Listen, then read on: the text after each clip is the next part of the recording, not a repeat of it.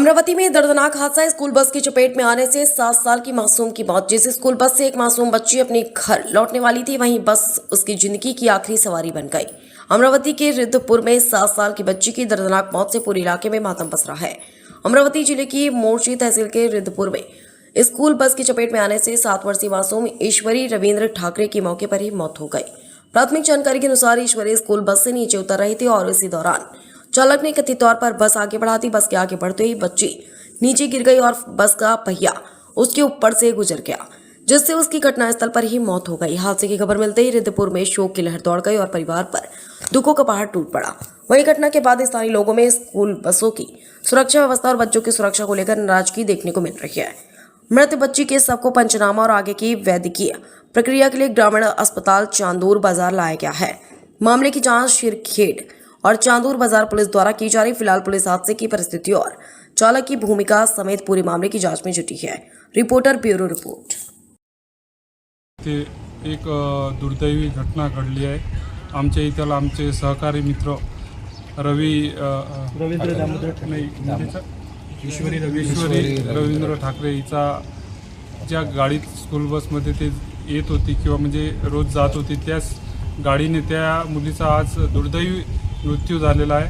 तरी यासाठी प्रशासन आणि जे स्कूल बसवर आहे जे स्ट्रिक्ट म्हणजे कारवाई व्हायला पाहिजे आणि काही गोष्टी रिस्ट्रिक्शन असे द्यायला पाहिजे शासनाने, जसं स्कूल बसवर एक कंडक्टर म्हणून आणि मुलांना गेटपर्यंत किंवा रूटच्या साईडनं आणि यांचे जे ट्रिप आहे म्हणजे एका गाडीला 3-3, 4-4 तर याच्यावरही रिस्ट्रिक्शन आणून शासनाने याच्यावर त्वरित म्हणजे कारवाई करायला पाहिजे। आणि शासनाचं म्हणजे आपल्या जे SP ऑफिस म्हणा किंवा आपलं प्रशासन जे आहे त्यांचे एक काही जे नियम आहे, फक्त 15 दिवसासाठी म्हणजे एखादा दुर्दैवी मृत्यू झाला आणि फक्त 15 दिवस आपण कोणत्याही गोष्टी रिस्ट्रिक्शन करतो, त्या न करता कठीण कारवाई करून याच्यावर नेहमीसाठी चांगली उपाययोजना करावी।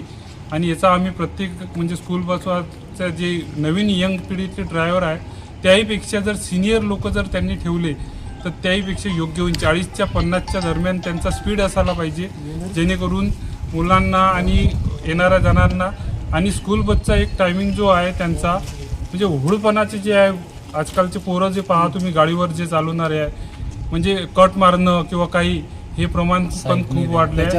18 ते 30 वर्षापर्यंत किंवा 35-40 वर्षापर्यंत कमीत कमी 40च्या वर जे हे आहे ते सिनियर ड्रायव्हर त्या स्कूल बसवर असायला पाहिजे।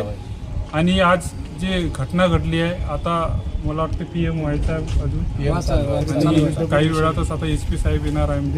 आम्ही त्यांना त्या संपूर्ण घटनेची माहिती देऊन कठोर काही करण्याची माहिती आणि एका स्कूल बसमध्ये ज्या गाडीत 30 जणांचे असेल तर त्या ठिकाणी 50 जण 40 जण लागन तर त्यांनी आपला महिना वाढून घ्यावे। पण त्या गोष्टी ज्या जेणेकरून कोणत्याही आज जी दुर्घटना घडली पुढे चालून ही दुर्घटना घटायला नाही पाहिजे। पुढील भूमिका काय राहणार आहे? पुढील भूमिका आमची आता SP साहेब आल्यावर आम्ही आता ती कारवाई कशा पद्धतीनं करते आणि आम्ही नाही तर मग आम्ही आंदोलन बाजार चौकात आमच्या रिद्धपुरला आम्ही आणि आता पण आमची अशी मागणी आहे का जे आता हे रोड बस स्टॉप जे आहे आमच्या मेन रोडवर जे मोठं बस स्टॉप आहे तिथं ब्रेकर असले पाहिजे अशी आमची भूमिका राहील। अन्यथा मग ब्रेकर जर झाले नाही तर आम्ही त्याच्यासाठी आंदोलन करू। या गाडीवाल्यासाठी काय संदेश आहे? गाडीवाल्यासाठी असा संदेश आहे की बा तुम्ही चांगले ड्रायव्हर ठेवा आणि कंड्रायव्हर महत्त्वाची गोष्ट कंड्रायव्हर लेडी कंडक्टर असायला हवी सगळ्यात महत्त्वाचे आणि कॅमेरे 50 असायला हवी। जेणेकरून जो प्रभाव आहे तो म्हणजे नियंत्रणात राहील।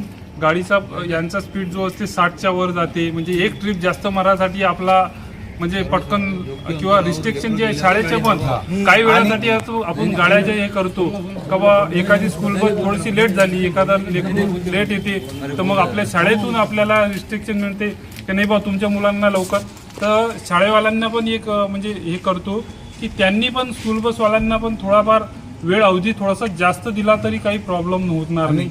आणि जेणेकरून प्रत्येकाचा मूल जातीपंथ कोणत्याही समाजाचा असताना ह्या अशा दुर्घटना घडतो नाही, याचं शासनाने जरूर नियंत्रण करून आयोजन करून ही उपाययोजना करावी।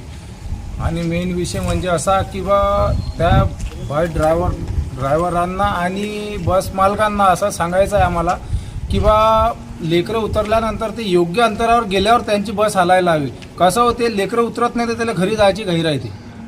हा असा विषय व्हायला नको, असा आमची मागणी आहे. आणि